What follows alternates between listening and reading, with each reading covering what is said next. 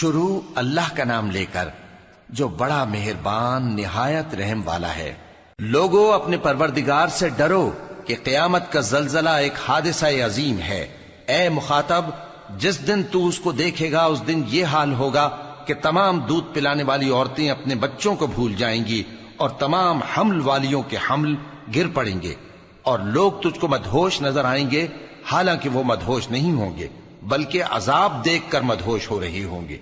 بے شک اللہ کا عذاب بڑا سخت ہے۔ اور بعض لوگ ایسے ہیں جو اللہ کی شان میں علم کے بغیر جھگڑتے اور ہر شیطان سرکش کی پیروی کرتے ہیں، جس کے بارے میں لکھ دیا گیا ہے کہ جو اسے دوست رکھے گا تو وہ اس کو گمراہ کر دے گا اور دوزخ کے عذاب کا رستہ دکھائے گا۔ لوگو،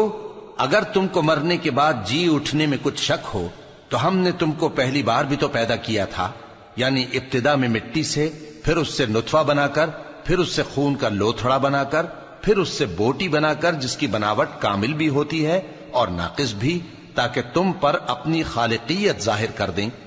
اور ہم جس کو چاہتے ہیں ایک میعاد مقرر تک پیٹ میں ٹھہرائے رکھتے ہیں،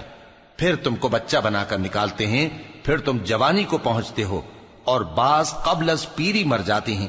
اور بعض بڑھاپے کی نہایت خراب عمر کی طرف لوٹائے جاتے ہیں کہ بہت کچھ جاننے کے بعد بالکل بے علم ہو جاتی ہیں۔ اور اے دیکھنے والے، تو دیکھتا ہے کہ ایک وقت میں زمین خشک پڑی ہوتی ہے، پھر جب ہم اس پر مے برساتے ہیں تو وہ شاداب ہو جاتی اور ابھرنے لگتی ہے اور طرح طرح کی بارونق چیزیں اگاتی ہے۔ ان قدرتوں سے ظاہر ہے کہ اللہ ہی قادر مطلق ہے